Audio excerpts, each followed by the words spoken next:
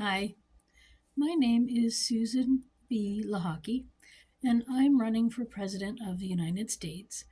And today I'm here to talk about a lawsuit that was happening last year.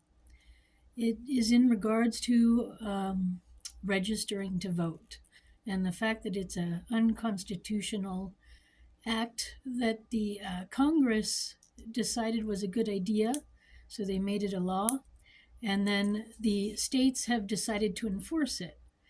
States don't have to enforce laws that Congress makes, but this one they decided to do it, and sadly they've been doing it for a long time, and it's an easy way to have fraud in the election process because there's no checks and balances on the names, and there's a lot of manipulation that goes on.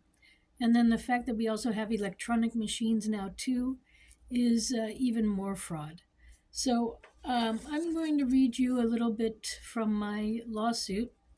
But if you want to look it up yourself, it's my official last name is Buchser, and I sued the Secretary of State and the Election Division, but it goes under his name, which is Werner of West Virginia, and it was filed with the U.S. District Court of Northern District of West Virginia, the Fourth Circuit, and that's the federal court system, and it's number 22CV00110, or for short, it's 22-110.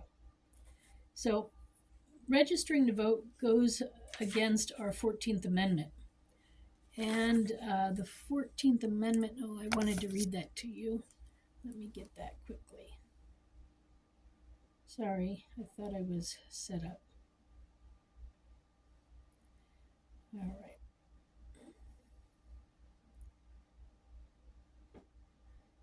14th Amendment.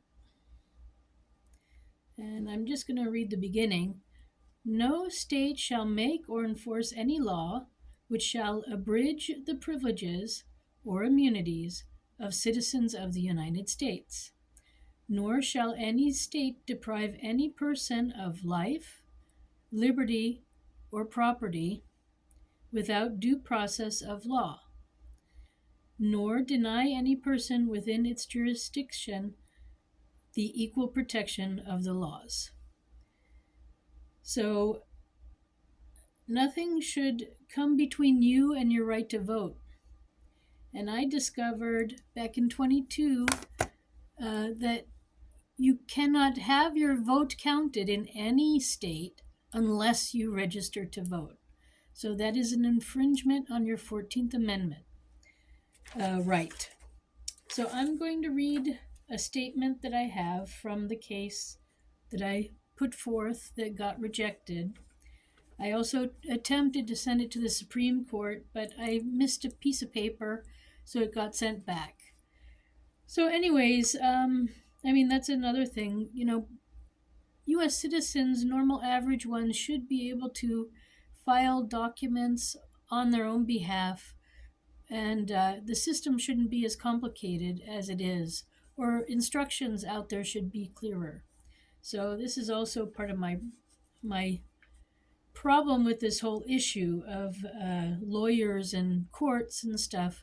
We've made it way too complicated. We've got way too many laws on the books that are not necessary. The Constitution spells out a lot of things all by itself. We don't need to duplicate the efforts. But anyway, so the statement of the case is, voting is a fundamental right for every U.S. citizen in our country.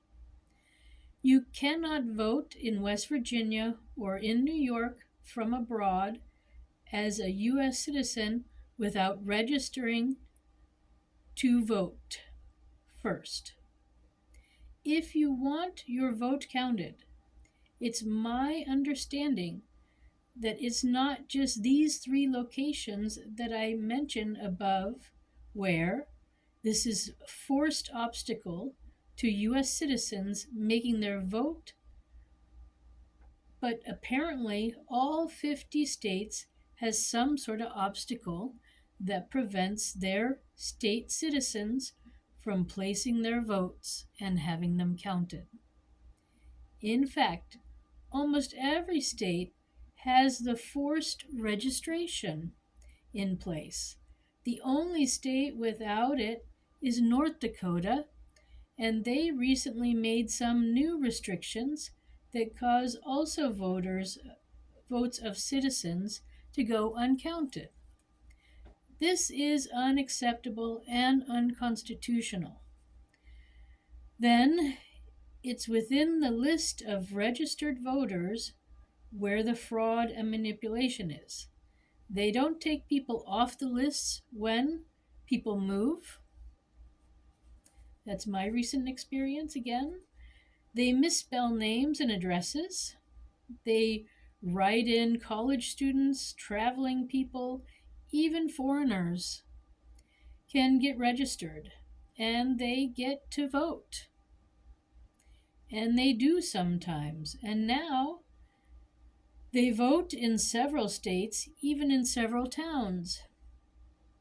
Our very own Secretary of State here in West Virginia declared that the last election in 2020, over 380,000 names in the registry of West Virginia voters lists were fraudulent. That's a quarter of the votes counted. Just in West Virginia. What about New York, California, Texas, Florida? The fraud is unacceptable. The system is corrupt. We need a new system. We have seen these sorts of tactics before from the states. That's why we have so many amendments about elections. It's time to abolish this forced obstacle called registering to vote and get back to direct voting.